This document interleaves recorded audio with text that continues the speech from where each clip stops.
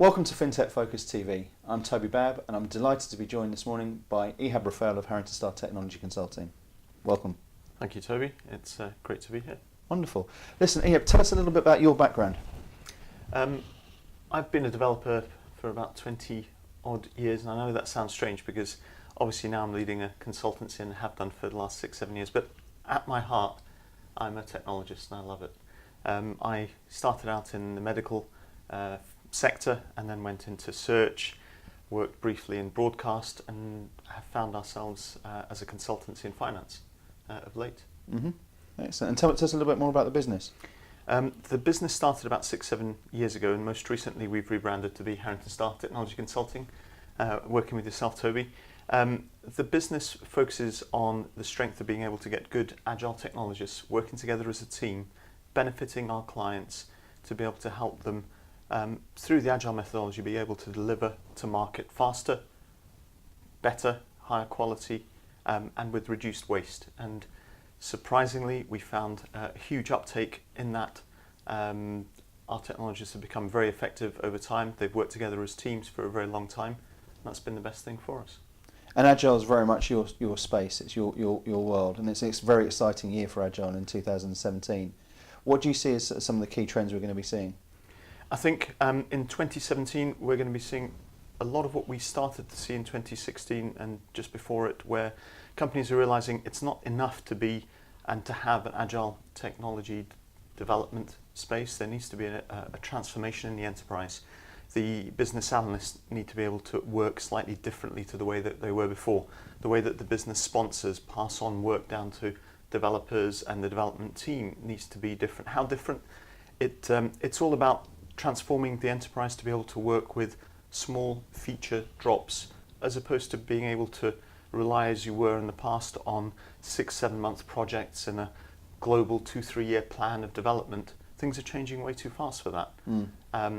There's a need, as you can see, for people to be able to turn around requests much quicker to market in an efficient manner, small, sharp responses to your business. And for that, this is where we find our key benefit to the clients, in that we can help their business analysts, their developers, their CIOs, CTOs, their business sponsors to work in that different way.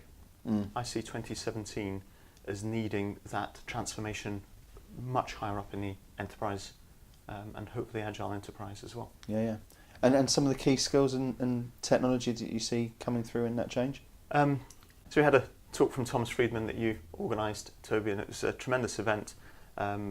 Many leaders of technology were there, and of financial companies. One of the things that he said there really touched my mind, which is STEMpathy is the new ability, which is technologists and people in business in general need to have science, technology, maths and empathy glued together. So I see that as one of the key skill sets of 2017. In terms of where is technology going, I'd like to see or say that AI would have matured in 2017. I doubt it. I think it's still got a fair bit to go. It's a very exciting space to be in.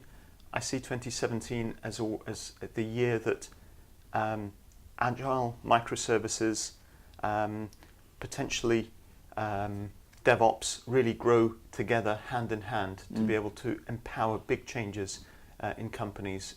Even small companies could become disruptors if they master those 3 key fields.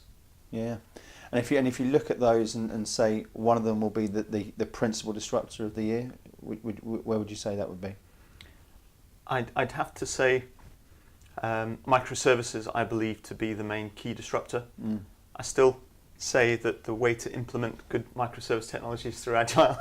I believe that's a very effective way to implement it within an organization. Microservices is a rebranding of the old service-oriented architecture methodology, but put to good use, where over the years big financial technologists have built up monolith systems. If they're not careful, small, fleet-footed financial startups could come in and develop microservice models that allow them to speed past companies that haven't taken on that technology. But at the same time, why shouldn't the big financial technology companies, the big banks, insurance companies, begin to or continue to break down their monolith software into microservice offerings to be used by their own business. Yeah. And over the last 10, 15 years that you've been at the sort of peak of the industry, working with some of the biggest teams and the biggest transformations that possibly the country's seen, you've seen an awful lot of change in technology. If you were to get your crystal ball out and say 2020 is fast approaching us, what would you say will be the big changes that we'll see over the course of the next 4 or 5 years? I'm cautiously optimistic in that, getting my crystal ball out, I'm a very excited technologist. I was just reading today how Elon Musk has announced that he wants to get into this new space called neural lace, which is the idea of an interface between the human mind and the internet. I don't know what he's going to come up with, but imagine being able to access the internet by some sort of Google Glass type thing, where you can call up pages just before a meeting, where you've got an assistant that you can call on, what's my next meeting, who's it with, give me a brief update on who that is that I'm about to meet, and more. Being able to send messages to someone back home, then to be able to send messages back, but you can actually read them on the way in or on the way to a meeting while you're sitting there at your desk. I think I'd like to say that this whole idea of the human AI interface is where things really could blow up. Yeah, it's an exciting time to see what's coming next, and Mr. Musk involved in it. It's almost certain to happen. So that's the opportunities. There's obviously inevitably going to be obstacles for FinTech in the year ahead. Where do you see those coming in? I think the obstacles will be from smaller, disruptive companies that come in and totally blow us away with solutions that the bigger financials have not thought of. People are going to have to feel that they can react faster, more agile. Those that it's the old game of evolution. Those that can adapt quickest to the newest surroundings that we've got at the moment, and will continue to have. The idea that we're constantly growing, everything's changing at a much faster pace. Those companies that can keep fleet-footed, keep hungry, keep changing, transforming, and adapt with the times, those are going to be the most successful ones.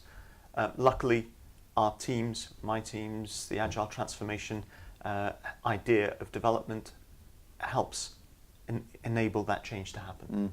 And that's really where you're set up to help with people going through these challenges. Yep, it's quite often very hard to find a team of developers that you can call upon just like that, to have them ready at hand, that they've already gone through the 5 stages of forming, performing, norming, storming kind of stages. I hope I got those the right way. We've already got effective teams of people that work well together, and so they can be taken up by any of our clients to produce success for them right now. Yeah, and that's how you see yourselves as differentiating Harrington Starr Technology Consulting from competitors. Absolutely. We've not only got the key technology disruptors and technologists on our books, and people that we've worked with. They're also part of our team, part of our DNA. And they've got a lot of empathy, a lot of humility to go with it, so they won't go in and try and override. Our teams work alongside the companies that they're at, take them at their pace through a transformation, and leave them, like the old Scouts motto, better than they were when they first met them. Yeah, wonderful. It's a massively exciting time for Harrington Starr Technology Consulting. It's a delight to be working with you. Naturally, I wish you the very best of luck. Thanks for your insight today, and thank you all for watching, and see you on the next episode of FinTech Focus TV. Thank you for this time.